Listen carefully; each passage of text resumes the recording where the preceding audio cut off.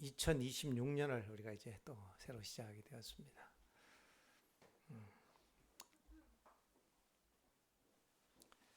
그 26년도 일기 설교 배정하고 저기 붙어 있으니까요. 참고하시고요.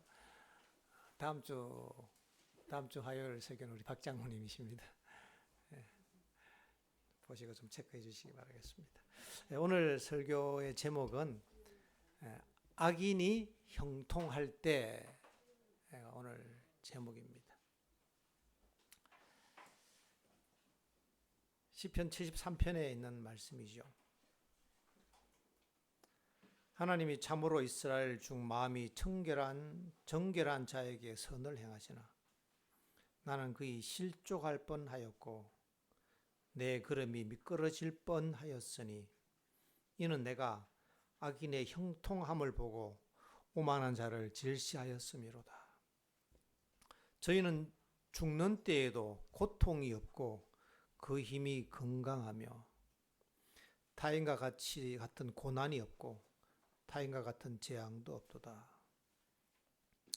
그러므로 교만이 저희 목걸이요 강포가 저희 입는 옷이며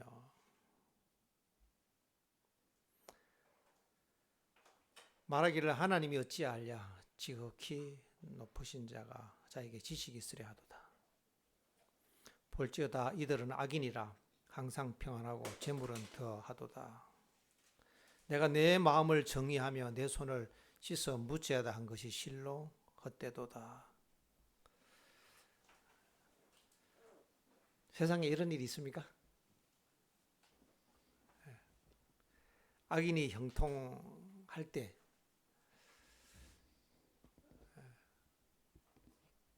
우리가 나름대로 정직하고 진실하게 살려고 하는 것들이 어떤 의미가 있을까 이런 회의가 될 때가 있겠죠.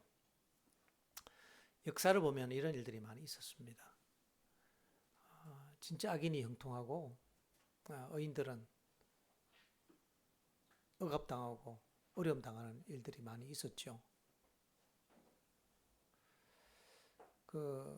가장 힘든 것은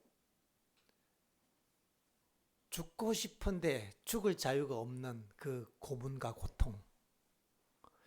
아마 그게 제일 힘들 것 같아요. 종교 재판, 중세시대에 그 교황권 아래에서 이루어졌던 종교 재판이 그런 형태의 아주 악랄한 고문이 자행되었습니다. 온갖 고문에 모든 고통을 느끼는 그 모든 고문 기구들을 개발해서 하나님의 이름으로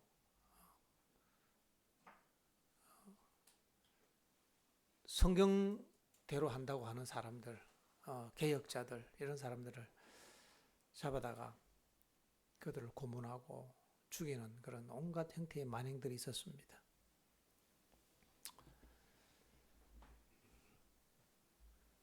그 고문의 고통 가운데 죽고 싶어도 죽지 못하고 그렇게 많은 시간을 그렇게 고통 중에서 살다가 갔던 그 많은 그 의인들.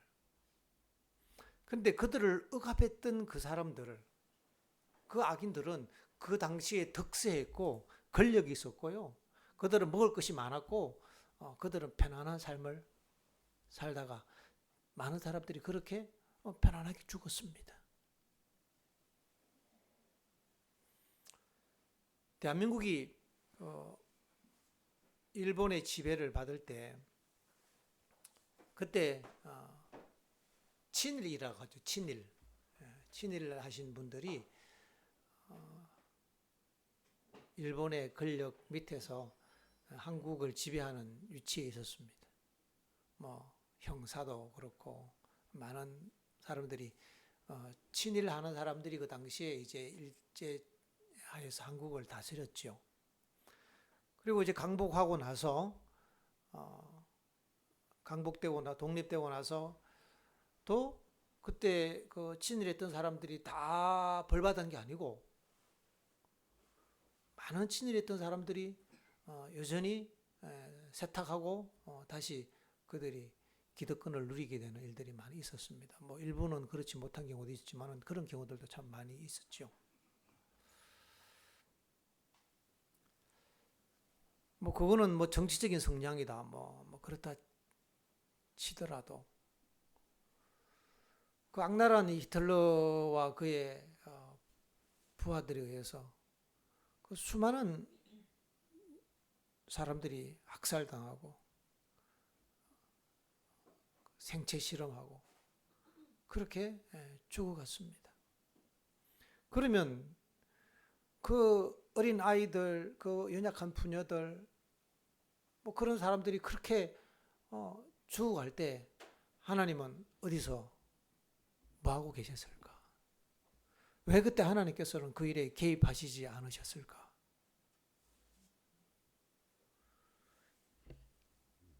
악인들이 그들의 생활 동안 악을 행하면서 그들은 잘 먹고 죽을 때도 편안히 죽고 이런 일들이 있습니까? 있어 왔고 있어요. 물론 모든 악인들이 다 그런 것은 아닙니다. 그런 경우들이 종종 있어 왔다는 것입니다. 그 경우에 대해서 그때에 과연 내가 하나님 믿고 정직하게 사는 것이 무슨 나에게 이득인가? 하나님은 그때 뭐 하시고 이런 것들을 허락하시는가? 하나님이 공의의 하나님이시고 정의의 하나님이시라면 그것이 과연 정의인가? 그때 하나님께서는 뭐 하셨는가? 이런 의문을 제기하는 사람들이 많이 있습니다. 역사적인 사건들은 뒤로 하고 우리의 삶에 적용시켰을 때 우리가 굉장히 억울한 일을 당하고 모함을 당하고 근데 나를 비난했고 모함했던 사람들은 오히려 인정받고 나에게 피해를 줬던 사람은 의외로 잘 되고 나는 계속 어려움 당하는 일들이 혹 삶 가운데 한 번쯤 있었는지도 모르겠습니다. 그럴 때 하나님께 대한 원망, 세상에 대한 어떤 불만 뭐 이런 것들 누구는 부잣집에 태어나서 편안하게 살고 인정받고 살고 존중받고 살고 누구는 찢어지게 가난해서 멸시받고 뭐 비빌 언덕이 있어야죠. 그래서 평생 힘들게 살아갔던 사람들 뭐 이것뿐이겠습니까? 여러 시대를 거치면서 그 노예무역 아십니까? 노예무역. 아프리카에 가서 그 노예들을 잡아다가요. 그냥 이 마을에 군인들 들어가고 그냥 잡아가고 그냥 반항하는 사람 다 죽이고 남자들은 거세해버리고 반항하면 죽여버리고 여자들 다 잡고 많은 일꾼들 잡아갖고 그 끌고 가갖고 팔아넘기면 죽을 때까지 노예 생활하다가 죽습니다. 그리고 그들이 자식을 태어나면요 걔도 노예예요. 걔는 노예로 태어나서 평생 노예로 살다 또 죽어요. 누구는 그를 억압하고 노예를 부리고 편안하게 살고 누구는 평생 노예로 살다가 노예로 태어나서 노예로 살다가 노예로 죽고 이런 불합리하고 이런 말도 안 되는 일들이 역사에서 수많이 자행되어 왔고 있었습니다. 안 겪어서 우리는 그렇지 정작 당하는 그런 이 고통 중에 있는 그 노예들이나 그런 사람들의 그 그 억울함 뭐 어디 가서 보상받겠습니까? 이름도 없이 살아준 그 사람들은 어디 가서 보상받겠냐고요. 과연 하나님께서 통치하시고 하나님 살아계시다면 이런 일이 일어나는 게 맞냐 이거요. 그러면서 하나님 없다라고 대드는 사람들이 있습니다. 그런 사람들 아마 한 번쯤은 만나보셨을 겁니다. 성경에도 그런 얘기가 있잖아요. 이런 얘기가. 그래서 거의 실족할 뻔했다. 실족할 뻔했다.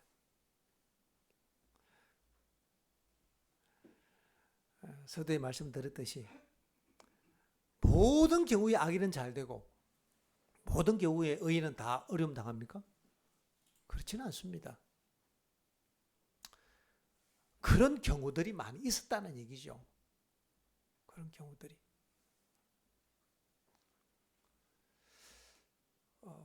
실제로 이 악인이 특세하도록 되어 있습니다. 왜냐하면요, 의인은 거짓말 안 하잖아요. 거짓말 안 하는 사람하고 속이는 사람하고 정직한 사람하고 사업하면은 속이고 거짓말하는 사람이 이깁니다. 왜냐하면 양보하는 사람하고 자기 속 챙기는 사람하고 작정을 하고 사기치려 하는 사람은 못 이긴다니까요.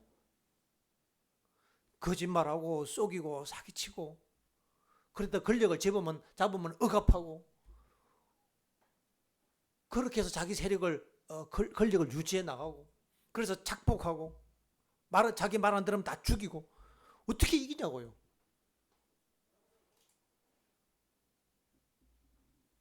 하나님께서 통제하지 아니하시면 악이 득세하도록 되어 있습니다. 악이.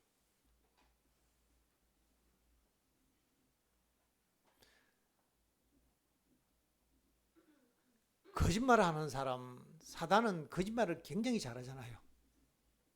그래서 그는 모든 것들을 이 거짓의 그 신비 속에 몰아가서 속이고 기만하는 일을 합니다.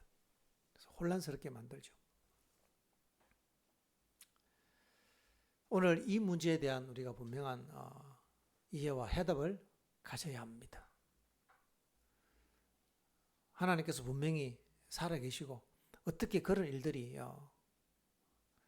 일어나는지 그리고 그 모든 배후의 그 이치를 우리가 배운다면 우리가 그렇게 실망하지 않아도 되리라고 생각합니다. 시편의 말씀을 더 보면 내가 어찌면 이를 알까 하여 생각한 적 심히 곤란하더니 성소에 들어갈 때에야 저의 결국을 내가 깨달았나이다. 성소에 들어갈 때 결국 그 일이 죽음이 끝이 아니라 결국은 하나님의 심판에 대해서 들었을 때에 그것을 깨닫게 되었다고 합니다.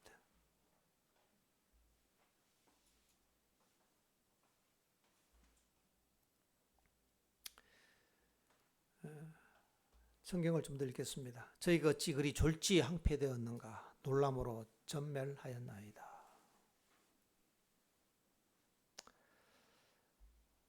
어떤 경우는요, 악인이 이 땅에서 자기가 지은 죄가 다 드러나고 그 죄의 결과로 봉을 받는 경우들도 참 많이 있습니다. 여러분, 엘살바도르라고 들어보셨습니까? 남미에. 거기가 뭐 마약 그런 동네입니다. 그리고 마약 카르텔이 있고 무법천지인 나라였습니다. 그 나라가 막 마약하는 사람들이 카르텔이 막 다 중부장해갖고 사람들을 다 지배하고 있고 막 이런 나라였는데 한 젊은 대통령이 당선되고 나서 자기가 권력을 쥐고 군대를 동원해서 그 마약 카르텔을 싹 쓸어버렸습니다. 그래갖고 대규모 감옥에다 만들어갖고 그다가 그냥 완전히 탈출하지 못하도록 그다 집어넣고 무기징역 집어넣고 거기서 혹독하게 관리하는 그 유명한 요즘에 그래서 요즘에는 그 엘살바도르 사람들이 살만하답니다. 여기는. 근데 그 사람들 그 감옥에 있는 그런 머리부터 발끝까지 문신되어 있는 이런 사람들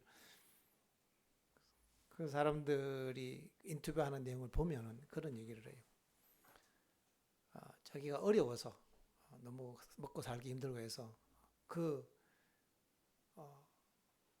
조직에 들어가면 자기가 힘을 가지고 무기도 있고 사람들을 억압할 수 있고 사람이 자기를 두려워하고 자기가 편하게 살 수 있으니까 자기가 그 길로 갔다 이거예요.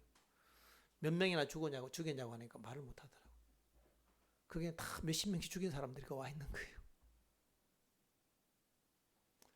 그런데 자기는 이제 살아서 거길 나갈 희망이 없어요. 그래서 혹독하게 이제 감옥 생활하고 있으니까 생각하는 것입니다. 자기 자식이 밖에 있는데 꼭 하고 싶은 말이 있는데 너는 나처럼 살지 마라.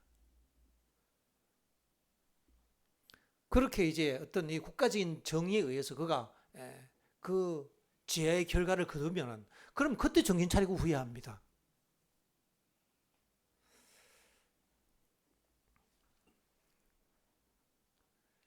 사람이 악을 행할 때는 내 뜻을 이루기 위해서 내 뜻과 맞지 않으면 다 이렇게 핍박하고, 그리고 내 욕망과 내 뜻을 이루고 살아갈 때는 마치 득세한 것처럼 보이지만은 그러다가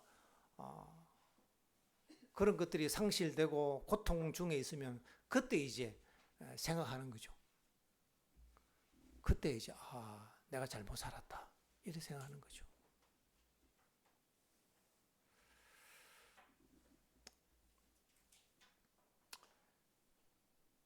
그런 역사들이 참 많습니다. 그래서 고통은 그 죄의 결과가 계속 득세하도록 허용된다면은 그야말로 의인들은 다 죽고 악인들은 반성하지 않을 겁니다. 그러나 악이 보응을 받을 때 그때 그들은 자기가 지은 죄에 대해서 후회하고 뉘우칩니다. 필요하죠.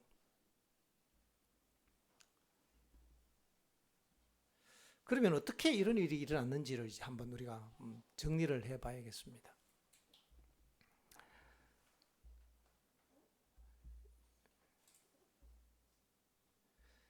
이 세상에는 두 가지가 있습니다. 선과 악 두 가지 원칙이 있습니다. 그리고 천사들이 있고 피조물들이 있습니다. 천사들이나 사람들은요, 선이든 악이든 어떤 하나의 원칙을 본인이 선택할 수 있도록 되어 있습니다.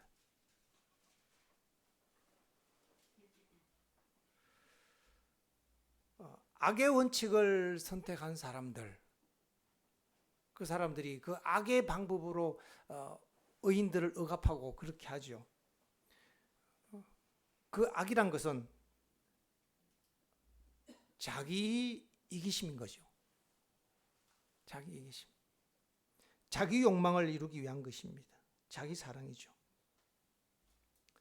그러나 선은 이타적인 마음, 겸손한 마음, 자기 희생적인 그런 사랑을 얘기합니다. 이 두 원칙 사이에 어떤 전쟁이 있는 거죠. 둘 사이에 어느 것 하나를 우리는 선택하며 살아갈 수 있게 되는 것입니다. 그런데 하나님께서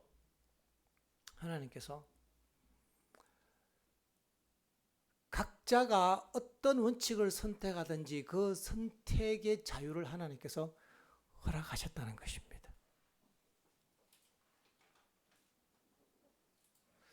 내가 악을 선택하면 그 악을 내가 실행할 수 있는 기회를 하나님께서 주십니다. 악을 선택했다고 바로 죽이는 게 아니고 내가 선택한 그 악의 결실을 보도록 하나님께서 그 시간을 허용하시고요. 선을 선택한 사람에게는 그 선을 행할 시간을 주십니다. 각자들에게 하나님께서 인생이라는 시간을 주셨습니다. 그 시간 동안 우리는 선을 행할 수도 있고 악을 행할 수도 있습니다.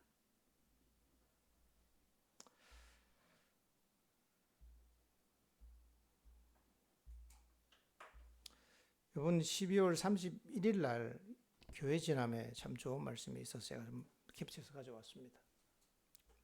보이시나요? 역사에서 각 사람은 자기의 목과 역할이 있다. 하나님의 위대한 사업은 선 또는 악의 자리를 차지한 사람들을 통해 그분의 계획에 따라 진행된다. 의에 반대하는 사람은 불의의 도구가 된다. 그러나 그들이 그 역할을 맡은 것은 강요에 의해서가 아니다. 가인이 그렇게 될 필요가 없었듯이 그들은 불의의 도구가 될 필요가 없었다. 이 역사란 것은요, 선과 악의 역사입니다. 선악간의 역사예요. 그런데 그 선악간의 역사의 시간 가운데 있는 그 사람들은 악인의 역할을 하든지 선인의 역할을 하든지 어떤 배역을 맡게 되는 것입니다. 그런데 그 배역을 하는 것은 하나님께서 일방적으로 강제하는 게 아니라 본인의 선택에 의해서 그 역할을 한다는 것입니다.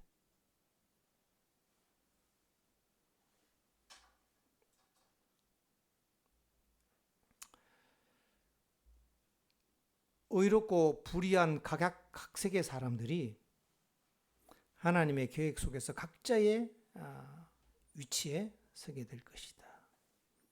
의로운 사람, 불의한 사람, 각양각색의 사람들이 이 구속 역사의 선악간의 이 구속 역사의 큰 계획 가운데 각자 자기의 위치에 선다는 것입니다. 어떤 사람은 악의 위치에 서서 악을 행하고 어떤 사람들은 선의 위치에 서서 선을 행하고 하나님께서는 그들에게 시간을 허용하십니다. 악인이 악을 행할 때 하나님께서 그 사람의 심장을 계속 뛰게 하십니까? 악인이 악을 행하는 동안 살아있는 것도 하나님께서 그 생명을 붙들고 있기 때문에 그가 그 악을 행하는 것입니다. 의인이 의를 행할 때에도 하나님께서 그로 하여금 숨쉬고 호흡하며 살아갈 수 있는 힘을 주셨기 때문에 그가 그 의를 행하는 것입니다. 우리가 밥을 먹고 운동을 하고 일을 하며 살아가는 것도요. 그냥 어떤 자동 탭 인형처럼 태어나면 자동으로 죽을 때까지 그 탭이 다 풀릴 때까지 걸어가다가 탭이 멈추면 딱 죽는 시스템이 아니고 우리의 모든 삶의 과정은 하나님께서 우리의 심장이 뛰게 하시고 우리의 호흡을 유지시켜 주시기 때문에 살아가는 것입니다. 악인이든 선인이든 똑같습니다. 그러면 악인이 악을 짓는 동안도 하나님이 그가 악을 계속 짓도록 뭐 하셔요? 살아있게 하신다는 겁니다. 그가 선택한 일을 하도록 살아있게 하십니다. 가룟 유다에게 예수님께서 네 할 일을 계속 해라 그랬잖아요. 가룟 유다가 예수님 배반하고 발 때에 네 하려고 했던 일을 해라. 그가 그 일을 하도록 하나님은 뭐 하셔요? 살아있게 심장 그 일을 못하게 하나님 막을 수 있어요. 심장 안 뛰게 하면 되고요. 그가 죽도록 하면 됩니다. 그러나 하나님께서 그에게 살게 하셔서 그가 그 일을 하게 하십니다. 악인이 악을 행하는 것도 하나님께서 살게 하셔서 하는 것이고 의인이 의를 행하는 것도 하나님이 살게 하셔서 하는 겁니다. 그래서 이런 관점으로 성경은 하나님께서 바로의 마음을 강팍케 했다 이렇게 기록하는 것입니다. 하나님께서 바로의 너 마음 강팍해져. 넌 악인의 역할을 잘 해야 돼. 하나님 난 싫어요. 아니야, 너 역할은 악인의 역할이야. 누군가는 악인이 한 명 있어야 되잖아. 너 해. 이래 된 게 아니고요.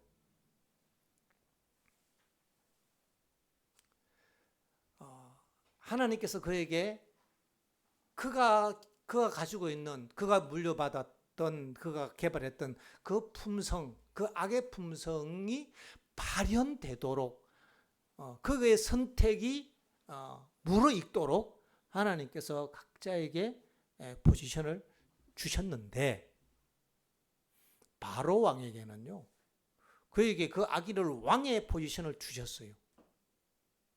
그가 그 강팍하게 할수록 하나님은 점점 더 많은 빛을 보여주십니다. 입이 10개로도 할 말 없도록 진짜 하나님은 진짜 하나님이네. 그만큼 하나님이 보여줄 수 있는 만큼 다 보여주셨는데 그는 점점 강팍해서 자기 맏아들이 죽을 때까지 강팍합니다. 그 많이 강팍하기 때문에 하나님의 능력이 거기서 다 극명하게 드러나고 이런 악인들을 통해서요. 이 악인들의 역할이 뭔가 하면 악인이 악하기 때문에 그 악이 너무나 잔인하고 너무나 비참하고 너무나 있어서는 안 되는, 말도 안 되는 그런 흉악한 일이기 때문에 그 악에 대비되는 극명한 대비로 이렇게 돼서는 안 된다는 거죠. 다른 사람을 이해하고 동정하고 다른 사람을 사랑하고 자기 욕심만 왜 살면 안 되고 다른 사람을 사랑해야 되고 이기적으로 살면 안 되고 이타적으로 살아야 되고 자기 희생적인 사랑으로 살아야 된다고 하는 이 하나님의 원칙, 하나님의 품성이 극명한 대조를 이루면서 선과 악이 대비되는 것입니다. 이 지구 역사를 통해서. 이것이 다 드러나기 전에는요, 내가 하고 싶어서 하는 게 뭐가 죄인데, 나도 내가 막 하고 싶은 대로 할 수 있잖아. 그게 죄처럼 보이지 않았어요. 내가 선을 위해서, 내가 마음껏, 내가 남을 위해서라도 내가 마음껏 내가 내 욕망을 펼칠 수 있듯이 반대로 나를 위해서도 할 수 있지 않냐 이거예요. 이것이 사단의 논리였습니다. 사단이 선택했던 그 악의 원칙의 결과가 어떤 것인지 드러나기 위해서는요, 시간이 필요했습니다. 그래서 죄를 짓기로 선택했던 사단과 또 그의 백성이 된 인류들이 그들이 선택한 대로 했을 때 어떻게 될지, 얼마나 많은 사람들이 비참하게 죽어가고 잔인하게 죽어갈지, 그냥 나도 보니까 그들이 그냥 살아있도록 하나님께서 그들이 원하는 대로 그들의 뜻을 이루도록 하나님께서 그 생명을 유지시켜 주시니까 어떻게 됩니까? 세상이 망하는 것입니다. 그때 하나님 어떻게 계셨냐고요? 그때 하나님 그 사람 살아 숨쉬면서 그 악을 행하도록 하나님께서 하셨습니다. 허용하셨습니다. 그들이 선택한 그 자유, 그 나름대로 자기가 선택한 그 선택을 하나님께서 허용하신 것입니다. 동시에 누구에게도요? 의인에게도 자기들의 의를 행하도록 하나님께서 허용하셨습니다. 이 일을 통해서 선악간의 문제가 극명한 대비를 통해서 드러나는 것입니다. 이게 역사입니다. 야, 이게 악이란 게 이런 거구나. 우리가 왜 선의 원칙에 속하고 왜 우리가 의롭게 살아야 되는지, 왜 내 욕심대로 살고 내 마음대로 살면 안 되는지, 나를 위해 살면 왜 망하는지, 이게 드러나기 전에는요, 사람들이 몰라요. 이것이 물어있고 이것이 더 성숙되고 점점 더 됐을 때 이것이 얼마나 악랄해지는지 온 우주 앞에 공개된 것입니다.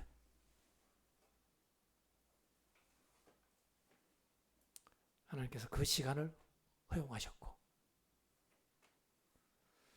사람들은 그때 부르짖습니다. 하나님이 통치하시면 어떻게 이런 일이 있습니까? 제가 종교재판하는 종교재판에 대한 어떤 중세시대 거기에 대한 어떤 그 영상에서 제가 보면서 제 마음속에 그런 생각이 들었습니다. 하나님 어찌하여 이런 악한 일들이 100년도 아니고 1000년 동안 득세하도록 하나님 하시는 게 이게 하나님의 공의가 맞습니까? 내가 그런 질문을 했어요. 다른 건 다 이해가 되는데 보통 나쁜 짓 하다가 몇십 년 하다가 망하고 그래야 되잖아요. 그런데 1000년이 넘도록 득세하면서 이 교황권이 그 악랄한 시대를 해왔잖아요. 하나님께서 너무 많은 시간을 주신 게 아닙니까? 제가 이게 그런 기도가 나오더라니까요. 근데 기도하는 중에 가만히 이런 생각이 들었어요. 역사의 기간은 1000년이지만은 각자 인생에 있어서는 길어야 100년 안쪽이라는 거예요. 우리가 전체적으로 볼 때 청년이니까 어떻게 이럴 수가 있냐 했더니 각 개인에 있어서는요, 그 1000년 동안에 이루어진 악이나 한 세대 동안 이루어진 악이나 한 각자 인생에 있어서는요, 그 기간에 다 길이가 똑같더라고요. 노홍수 이전 시대에요, 그들이 900년을 살면서 악을 행했습니다. 900년을 살면서 하나님이 수명을 단축시키기 잘하셨습니까? 아직까지 900년을 살면서 악을 행한다고 생각해 보십시오. 하나님 수명을 단축시킨 것은 그 죄 때문에 그렇습니다. 악인이 악을 행하도 악인은 좀 더 빨리 죽어요. 길어야 80년 죄를 짓고 악을 행하다 끝나도록 그렇게 세팅해 놓으신 거예요. 800년 하면 어떻게 해요? 800년을 하면. 하나님께서 하시는 심판들은 정말 사랑의 심판이에요. 이 6천년이 필요했습니다. 우리는 1000년 갖고 하나님 어떻게 이럴 수가 있습니까 했더니 가만 보니까 1000년이 아니고 6천년이에요. 이 6천년의 기간 동안 악이 득세하고 이 지구상에서요. 사단이 통치를 하고 불의가 발을 치고 약자들 많은 의인들이 핍박받는 것입니다. 자, 그러면 하나님은 그렇게 오케이. 네가 악을 선택했어? 오케이, 살려준다. 마음껏 해봐. 네가 선을 선택했어? 마음껏 해봐. 살려준다. 하나님은 덩침 지고 가만히 계시나요? 그렇지 않습니다.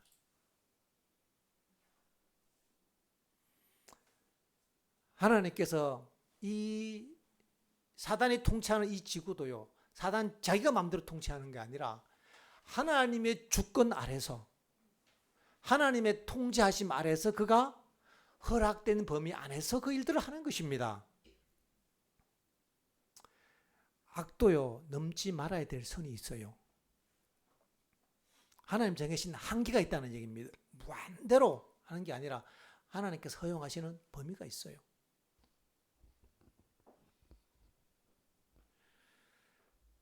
그래서 그 범위를, 그 한계를 넘어갈 때에 하나님께서 거기에 개입하십니다. 소돔과 고모라가 그 죄의 잔이 찰 때 하나님께서 거기에 심판하십니다.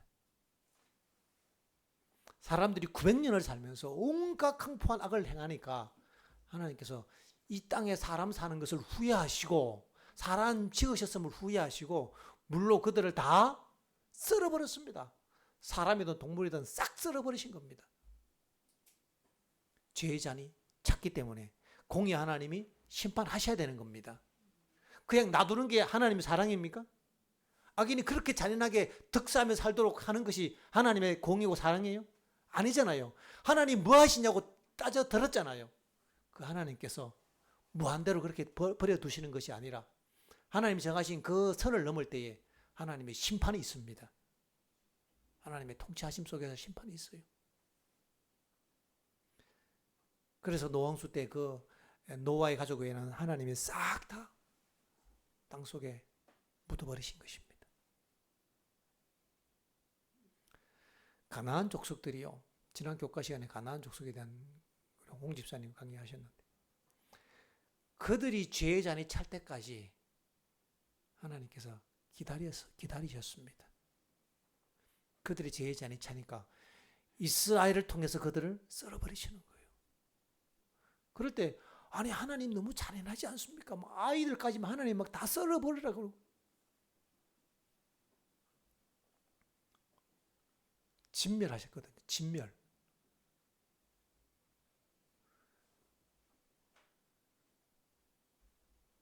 만약에 그 중에 한 아이가 양심을 따라 살아가는 정직한 아이가 있다면 하나님이 그 아이를 어떻게 하셨을까요? 그 예가 바로 여리고성의 룻의 얘기입니다. 라합의 얘기입니다. 라합의 얘기. 룻이 아니고 라합. 그가 비록 창녀였지만 그의 마음 가운데 하나님에 대한 믿음을 갖게 됐습니다. 하나님이 통치하고 계시네.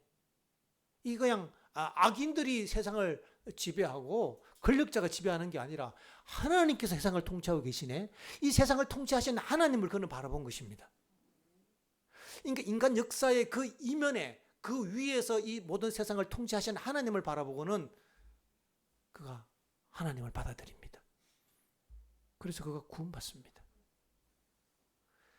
우리도 이 땅에서 일어나는 수많은 선악간의 일들, 역사들 속에서 거기에 매몰되어 갖고 막 어떻게 이럴 수가 있냐고 막 이렇게 우리가 따지고 그냥 그 속에 함몰되어 살아간다면 그저 그냥 불평이 많거나 아니면 뭐 내 마음대로 살아가는 사람을 부러워하거나 나도 언젠가 저런 기회가 왔으면 이러고 살아가다가 끝나는 겁니다.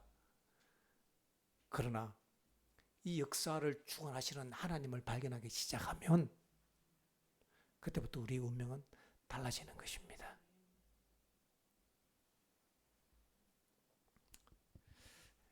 여기 있는 말씀을 조금 더 볼까요? 안나스, 가야바, 빌라도, 헤롯처럼 모두가 하나님의 뜻을 성취하는 데 손을 보탰다. 표현이 재밌죠? 하나님의 뜻을 이루는데 안나스, 가야바, 빌라도, 헤롯 다 자기들이 손을 보탰다 이 말이에요. 하나님이 본인이 하나님께서 억압해서 그런 게 아니라 본인이 원해서 제사장들은 그리스도를 죽음으로 내몰면서 자신들의 뜻을 실행하는 중이라고 생각했지만 그들은 자신의 욕망과 자신의 뜻을 이루기 위해서 그 일을 한 거예요. 그런데 자신도 모르는 사이에 의도치 않게 하나님의 뜻을 실현하고 있었다.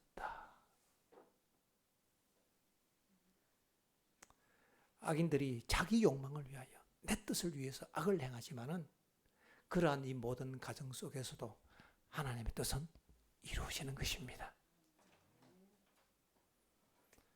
하나님의 공의가 드러나고 하나님의 사랑이 드러나고 왜 하나님 말씀대로 살아야 되는지, 왜 하나님이 통치하셔야 되는지, 왜 악인들이 심판받아야 되는지 선악간의 모든 것들이 다 드러나도록 그 역할을 하는 겁니다. 악인은 자기 발로 들어가서 자기 욕심 때문에 자기 뜻을 이루면서 그 일을 하는 것입니다.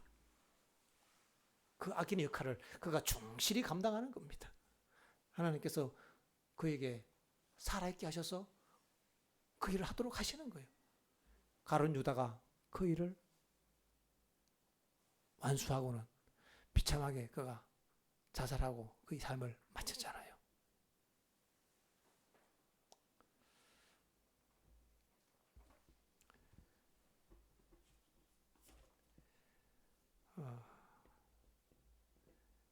이 땅에 살아가는 동안에 많은 악인들이 악을 행하면 그 부모의 죄의 영향을 자녀들이 받습니다. 자녀들이 그 부모의 죄 때문에 그 저주를 같이 받게 됩니다. 그래서 가나안이 진멸당할 때 그 자녀들도 같이 죽었잖아요. 소돔과 고모라가 멸망할 때 그 아이들도 같이 다 죽었잖아요. 왜 죄 없는 아이들이 죽었냐고요? 아니에요. 그 아이들도 하면 벌써 부모로부터 그런 유전을 받고 태어나고 그런 환경 속에서 그 악의 지배를 받는 그런 가망 없는 족속이 돼버린 거죠. 참 북한 생각하면 마음이 안타깝습니다. 벌써 몇 년입니까? 80년이 됐습니까? 북한에서 진짜 노예처럼 살아가는 우리 동족들을 생각할 때 하나님 언제까지 저 공산주의, 저 김일성 집안이 저렇게 득세하며 사람들 억압하고 살아야 됩니까? 근데요, 공산주의 좋다고 하나님 안 믿는 사람들은 공산주의로 간 거예요. 그래서 공산주의 좌파 우파 그 당시에 막 이렇게 싸울 때 기독교는 우익이래 갔거든요. 성경하고 공산주의는 완전 상극이잖아요. 그래서 기독교를 중심으로 신앙의 자유가 허락되는 자유민주주의를 선택했고, 그 당시에 이 많은 사람들이 이 평등 공산주의 사상을 받아들이면서 김일성을 따랐죠. 그 부모 세대가 그렇게 하니까 그래서 그들이 선택한 그 체제와 그 사상과 그 무신론 사상들, 하나님 없는 세상을 그들은 지상 낙원을 만들고 했는데 그 자손들이 다 그 부모의 선택에 의해서 태어나 보니까 자기들은 쪽박 차고 있는 거예요.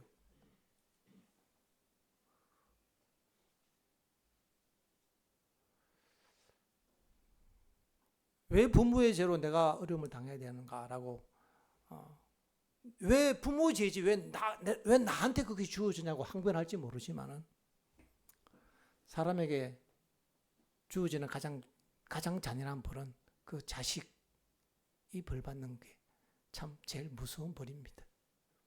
연산군 아시죠? 연산군이 폭군이었다고 기록되어 있잖아요. 그 연산군이 계속 그렇게 폭군을 행한 게 아니고 12년 통치하다가 반란이 일어나고 그가 강화도에 기양 갔습니다. 그리고는 그의 네 아들 다 죽임당했거든요. 그가 연산군이 후회하면서 울면서 자기 네 아들 죽었을 때 거기서 그 얘기 듣고 밥도 못 먹고 그가 그렇게 했다 그런 얘기를 해요. 그렇게 폭군, 그렇게 많은 신하들 죽여놓고 그때는 재미있어서 죽였는지는 모르겠지만은 남의 자식들 죽일 때는 그렇게 잘 죽이더니 자기 자식 죽으니까 밥도 못 먹고 그렇게 울고 불고 하면서 거기서 그냥 식음을 전폐하고 했다는 그런 기록이 있어요.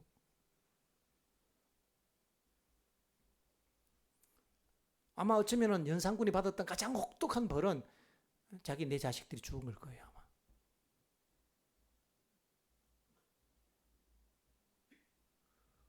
사람들이 내가 죽는 건 별로 겁 안 내는데요. 자식 죽는 거는 겁내나 봅니다. 옛날에 우리 저 단밀에 계신 신은철 목사님 불러다 제가 예전에 어디서 전도를 했는데 목사님 그런 얘기 하셔요. 시골에 왔더니 시골 사람들 얼마나 텃세가 심한지, 얼마나 욕심도 많고 그런지, 논이 이렇게 있는데, 논이 이렇게 이웃집하고 논이 이렇게 붙어 있는데, 이 사람이 논을 갈 때마다 자꾸 논두굴을 깎아서 자기 쪽으로 이렇게 하다가 논둑을 파먹는다 그러죠. 그러고 안 되겠다 싶어서 목사님이 이제 밭에 논에 일하러 갔다가 저 사람이 일하는데 목사님이 일하다 말고 들으라고 딴 데서 하면서 옛날부터 남의 논둑 파먹으면 자식들이 망한다는데 그랬다. 들으라고 그랬더니 그 다음에 갔더니 그 사람이 다시 논둑 다 해놓고 그래서 웃으며 하는 얘기가 사람이 자식 잘못되는 거는 참 겁내는 모양이더라고 이런 얘기를 하더라고요.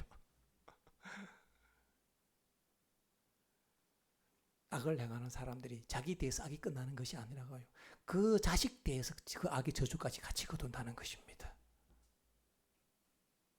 그러면 그 자식은 또 뭔 죄예요? 자식은. 그 자식이 구원받을 희망이 없는 것은 아닙니다. 그가 아무리 죄인이라 할지라도 하나님이 통치하신다는 걸 깨닫고 내가 의의 편에 서기로 선택하면 그 사람은 거기서 구원받는 것입니다.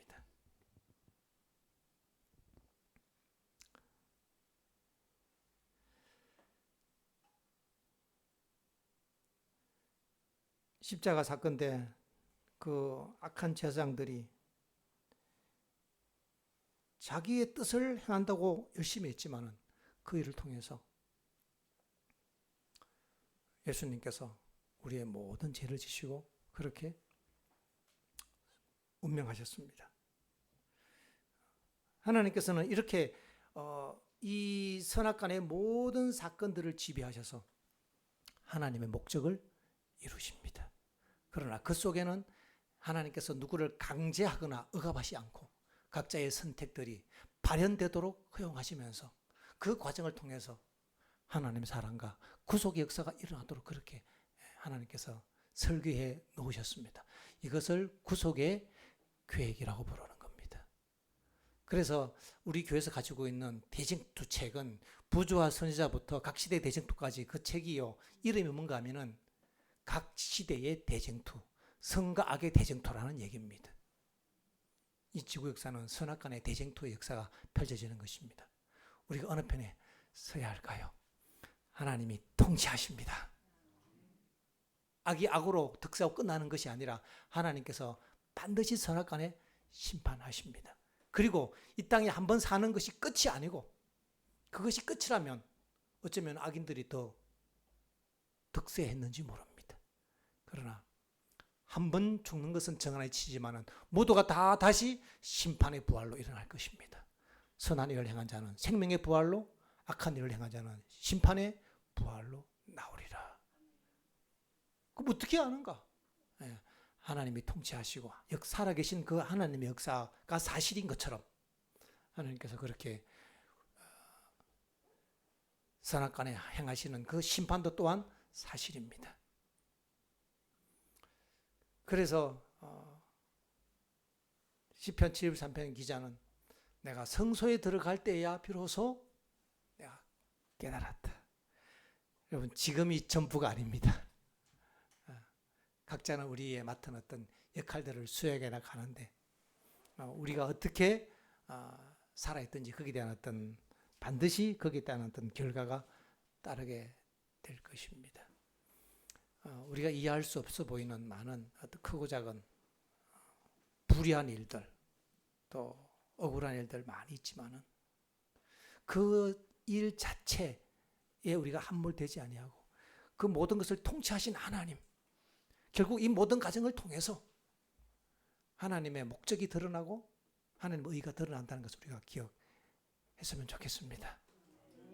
우리가 그 하나님 바라볼 수 있다면 우리가 당하는 어떤 어려움조차도 우리가 넉넉히 이겨낼 수 있을 것입니다. 마치는 찬미